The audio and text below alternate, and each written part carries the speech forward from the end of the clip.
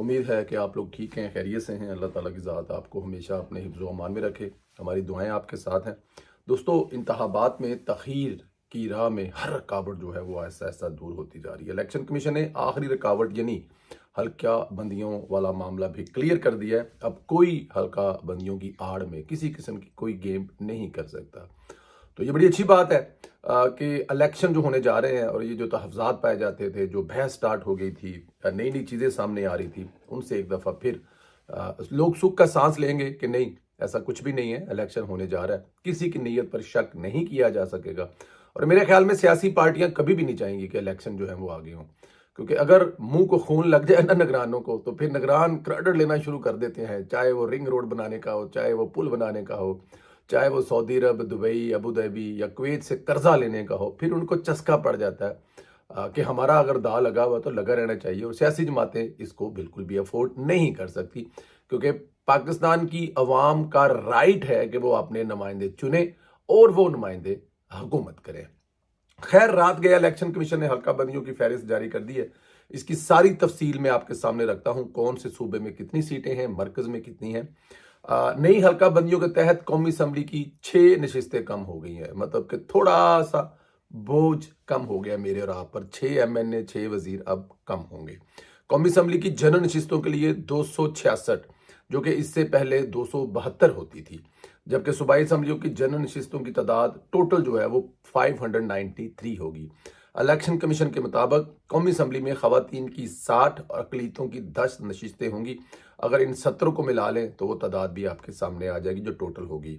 जबकि 266 जनरल नशिस्तों के साथ कौमी असम्बली का ऐवान 336 अरकान पर मुश्तमिल होगा, यानी कि टोटल जो है 336 होंगी। इसमें खुशखबरी ये है इंशाअल्लाह ताला, इसमें 10 सीटें जो हैं वो इंशाअल्लाह ताला, अगर अल्लाह ने पाकिस्तान मुस्लिम लीग नून को हुकूमत को कामयाब करता है, वो हुकूमत बनाते हैं, तो 10 इसमें ओवरसीज़ की सीटें भी आ जाएंगी। मेरी स्माइल के साथ आप लोग जो है वो मतलब कि ऐसा ना कुछ सोचें। इंशाअल्लाह ताला 266 होंगी।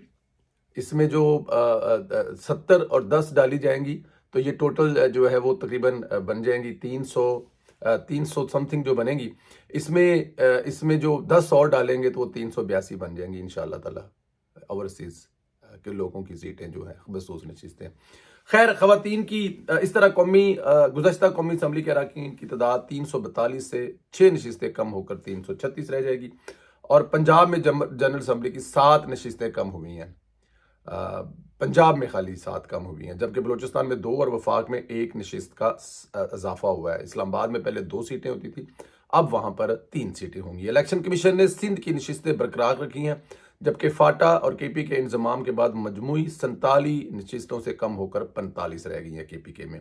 अब इन हल्का बंदियों पर एतराज सुने जाएंगे। चंद दिनों के बाद एतराज की समात के बाद ये फाइनल कर दी जाएंगी। तो जिन लोगों को इशू है वो आकर अपने इशू जो है वो क्लियर करें, और इलेक्शन कमीशन उनके जो मसाइल हैं वो सुनने के बाद इसको क्लियर करेगा और ये फिर फाइनल हो जाएंगी। और फिर इलेक्शन का शेड्यूल जो है वो भी जारी हो जाएगा।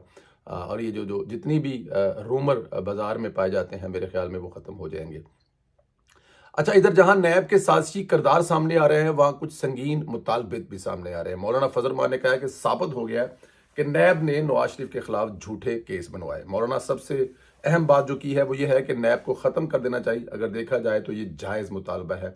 मेरे ख्याल में नैब को अब ख़त्म कर देना चाहिए, इस डर से कि हमारे मुखालफिन क्या कहेंगे। अगर फ़र्ज़ किया कि PMLN की हुकूमत में नैब ख़त्म होती है तो पीपल्स पार्टी क्या शोर मचाती है, क्या वो ये शोर मचाएंगे कि अपने केस ख़त्म करने के लिए नैब ख़त्म कर ली गई है, या फिर पाकिस्तान तहरीक इंसाफ इस किस्म का शोर करेगी। मेरे ख्याल में ये शोर होगा भी तो 5-10 दिन का होगा, लेकिन ये जो इस मुल्क को तबाह करने वाला अदारा है, इसको मेरे ख्याल में अब ख़त्म करना चाह देना चाहिए। क्योंकि इस अदारे को हर वो बंदा इस्तेमाल करता है, हर वो ताकत इस्तेमाल करती है जब उसको सियासतदानों को ख़ास तौर पर झुकाना पड़ता है। तो इसका हमेशा के लिए ख़ात्मा होना चाहिए। नैब एक डिक्टेटर ने सियासतदानों से इंतकाम की खातिर बनाया था। आज तक नैब ने सियासतदानों के इंतकाम के सिवा कुछ नहीं किया। जी, ये परवेज़ मुशर्रफ साहब ने उस वक्त बनाया था। पाकिस्तान पीपल्स पार्टी और पाकिस्तान मुस्लिम लीग नून, जिस वक्त बेनज़ीर साहिबा अल्लाह जन्नत में घर करे उनका, बीबी रानी जो शहीद हैं, उनके दौरे हुकूमत के बाद, मियाँ नवाज शरीफ के दौरे हुकूमत के बाद जो सियासतदान थे उनको कंट्रोल करने के लिए परवेज़ मुशर्रफ साहब ने अपने डिक्टेटर वाले दौर को तवालत देने के लिए बनाया था। वैसे एहतसाब के लिए कई दीगर अदारे हैं, FI, पुलिस, एंटी करप्शन, बहुत सारे अदारे हैं। मौलाना फजल मान से पहले शाहिदा खान अब्बासी भी यही मुतालबा करते हुए पाए जाते हैं। मैं समझता हूँ कि कोई सियासतदान इस पर इख्तलाफ राय नहीं करेगा, क्योंकि नैब ख़त्म कर दिया जाएगा। नैब ने नवाज शरीफ और पाकिस्तान के 7 साल ज़ाया किए। आज तक कोई नैब से सवाल नहीं कर सका, पूछ नहीं सका कि एहतसाब क्यों नहीं कर सका। एहतसाब करना मकसद ही नहीं था। चुम्मियों वाली सरकार जैसे लोग जब इस अदारे के सरबराह होंगे तो फिर मेरे ख्याल में आप लोग खुद समझदार हैं कि होगा क्या। वही हुआ फिर, दफ्तर में चुम्मियाँ लेते हुए, और जो कमरा है वहाँ पर गर्म पानी, फ्लैट जो है वहाँ पर गर्म पानी और साबुन तौलिया रख दिया गया। ये चीज़ें हो रही थी नैब में जो उस वक्त के सरबराह थे। तो फिर जब ये चीज़ें करेंगे तो साथ में उनको फिर वही करना पड़ेगा जो उस वक्त की ताकतवर हस्तियाँ उनसे करवाना चाहती थी। नवाज शरीफ के खिलाफ केस बनवाना चाहते थे। नवाज शरीफ के खिलाफ नहीं, मेरे ख्याल में वो पाकिस्तान के खिलाफ केस थे। मैं अक्सर कहता हूँ कि नवाज शरीफ का जो नुकसान हुआ सो हुआ, लेकिन इस मुल्क का जो नुकसान हुआ है उसका मेरे ख्याल में कभी मदावा नहीं हो सकता। इमरान खान के वकला आपस में लड़ने का जो सिलसिला है वो कायम रखे हुए हैं। वो कोई भी दिन ऐसा नहीं गुजरने देते जब इमरान खान साहब के वकला की आपस में कोई झड़प ना हो। हमने तो वकीलों को अदालतों में केस लड़ते देखा था, लेकिन यहाँ इमरान खान के वकील अदालतों में लड़ने के बजाय सियासत वाले मैदान में आकर आपस में लड़ रहे हैं। सियासत और पार्टी की चेयरमैनशिप पर इस वक्त बड़ी सख्त लड़ाई जारी है, और अकल दंग रह जाती है इमरान खान की सियासत पर, जो अपने साथियों को छोड़कर, जिन्होंने उनके साथ अपनी जिंदगियां गुजारी हैं, जिन्होंने उनकी खातिर अब जेल में बैठे हुए हैं। हालांकि इमरान खान को तस्कीन ही है ना कि अगर वो 9 मई वाला हमला ना करवाता जिसमें शाह महमूद कुरैशी साहब, परवेज अली साहब सब समझाते रहे, अगर वो बात ये समझ जाते तो आज ये हालात ना होते। लेकिन वो लोग भी इमरान खान साहब के साथ जेल में हैं, उन लोगों को भी तकलीफें हो रही हैं, जिनका हक है पार्टी चेयरमैनशिप पे, उनको नहीं दिया जा रहा। ये भी इमरान खान का इसको क्या कहा जा सकता है, लड़ाई कही जा सकती है। और खानदान में इमरान खान साहब इसलिए नहीं दे सकते कि बहनों को दे तो बीवी नाराज, और बीवी को दे तो बहनों नाराज। तो इसलिए अब ये वकील इस पर कब्जा करने की कोशिश कर रहे हैं। लतीफ खोसा ने कल प्रेस कॉन्फ्रेंस में अली जफर, जो कि PTI के कोर कमेटी के रुकन हैं, इनकी प्रेस कॉन्फ्रेंस पर सवालात उठाए और इमरान खान ही चेयरमैन रहेंगे ये कहा था।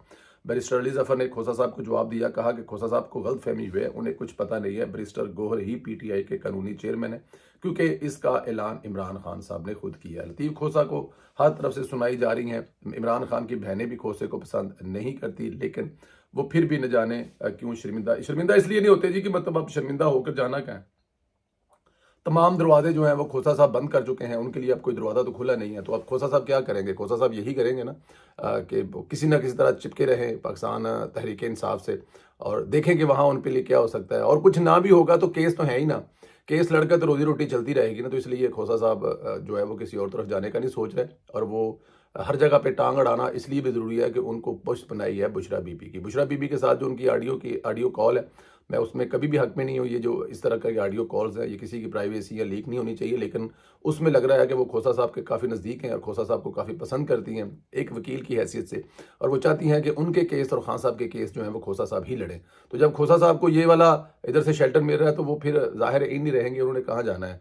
दोस्तों, काजी फैसल साहब इनकलाबी इकदाम कर रहे हैं, आने वाले चीफ जज साहबान का प्रोटोकॉल ख़त्म करने की कोशिश कर रहे हैं, जो कि नामुमकिन है। उन्होंने आज हुक्म दिया है कि चीफ जस्टिस को दी गई शाहाना गाड़ियां नीलाम की जाए। इसकी भी ज़रूरत नहीं है मेरे ख्याल में, फिर नया आएगा, फिर खरीदनी पड़ेंगी। आज आप लाखों में बेचेंगे, कल आपको करोड़ों में लेने पड़ेंगी। ये तजर्बा इमरान खान साहब भी कर चुके हैं। मेरे ख्याल में ये भी एक कर लेना चाहिए। खैर, 2020 में खरीदी गई 61 मिलियन की मर्सिडीज नीलाम की जाएगी। पंजाब हुकूमत की फराहम की गई बुलेट प्रूफ लैंड क्रूजर भी नीलाम की जाएगी। आइनी ओहदों के लिए लग्जरी गाड़ियां दरामद करना मुनासिब नहीं। गाड़ियों की नीलामी से हासिल रकम पब्लिक ट्रांसपोर्ट पर खर्च की जाएगी। इससे पहले और बाद में शायद चीफ जस्टिस ये उम्मीद लगाए बैठे थे कि प्रोटोकॉल को एंजॉय करेंगे, लेकिन काजी साहब जो है वो गाड़ियां बेचने का काजी साहब की हैसियत तक ये तमाम बातें ठीक है, जो काजी साहब कर जाएंगे वो ठीक है, लेकिन काजी साहब के सब बात ऐसा नहीं होने वाला। देखिए, काजी साहब से इख्तिलाफ नहीं किया जा सकता, लेकिन काजी साहब अगर जो कर रहे हैं वो करें तो ज़्यादा अच्छा है। काजी साहब जिस मनसब पर बैठे हैं, जिस अदारे में आकर बैठे हैं, जिस अदारे के सरबराह बने हैं, उसमें इस्लाहात करें। उनके मातहत अदालतों में बहुत ज़्यादा मसाइल है, लाइनें लगी हुई हैं केसों में। साइल जो है उनको सालों साल लग जाते हैं अपने केस की सुनवाई के लिए, और फिर सालों साल लग जाते हैं उसके फैसले के लिए। काजी साहब उस तरफ ध्यान दें तो ज़्यादा अच्छा है। ये गाड़ियाँ बेचनी, खर्चे कम करने, मेरे ख्याल में ये होंगे भी नहीं। और दूसरी बात यह है कि चीफ जस्टिस ऑफ पाकिस्तान जो होगा उसकी ज़िंदगी बहुत कीमती होगी। उसके अगर बुलेट प्रूफ गाड़ी है तो उसमें उसको सफ़र कर लेना चाहिए। मुल्क के हालात भी ऐसे हैं और मेरे ख्याल में ये आज से नहीं हो रहा। अगर आप इसको ख़त्म करना चाहते हैं तो इसको काफ़ी टाइम लगेगा। ये मेरी राय है, मैं गलत भी हो सकता हूँ, लेकिन काजी साहब अगर ज़्यादा तवज्जो अपने काम पर दें तो वो ज़्यादा अच्छा है। इमरान खान साहब भैंसे बेच चुके हैं, इमरान खान साहब उस वक्त गाड़ियों की नीलामी कर चुके हैं, इमरान खान साहब ये सारे तजर्बे कर चुके हैं, लेकिन ये तजर्बे सिर्फ और सिर्फ मीडिया की हेडलाइन बनने के अलावा मेरे ख्याल में कुछ भी नहीं है। लेकिन काजी साहब की नीयत पर शक नहीं किया जा सकता। जो इंसान पैदल चल कर आ जाता है अपने घर से सुप्रीम कोर्ट, उसको गाड़ी की वैसे भी ज़रूरत नहीं है और वो अब तक वही गाड़ी इस्तेमाल कर रहे हैं जो उनके पास थी, तो उनकी नीयत बड़ी साफ़ है। लेकिन इस मुल्क के मसाइल जो हैं उनको मद्देनज़र रखते हुए मुतनाज़ा चीज़ों में पढ़ने के बजाय आपका ये सब अपने काम पर तवज्जो दें तो ये ज़्यादा सूटेबल चीज़ें हैं जो मेरे ख्याल में। दोस्तों अपना ख्याल रखें। आपको क्या लगता है कि काजी साहब ये गाड़ियाँ बेचकर और इस तरह दूसरी चीज़ें करके अपना टाइम ज़ाया कर रहे हैं, बेहतर कर रहे हैं, करना चाहिए, या फिर असल काम जो उनका है वो अपने अदारे की इस्लाहात पर ज़्यादा जोर दें, जो उनको साल सवा साल मिला है उसमें इस अदारे की डायरेक्शन बेहतर कर जाए और अपनी सारी एनर्जियाँ उधर ही लगाएं। अपना बहुत ज़्यादा ख्याल रखें, चैनल को ज़रूर सब्सक्राइब करें, जिन लोगों ने किया है वो बेल आइकन को प्रेस करें। Social media talk show 1 Facebook का हमारा पेज है, उसको ज़रूर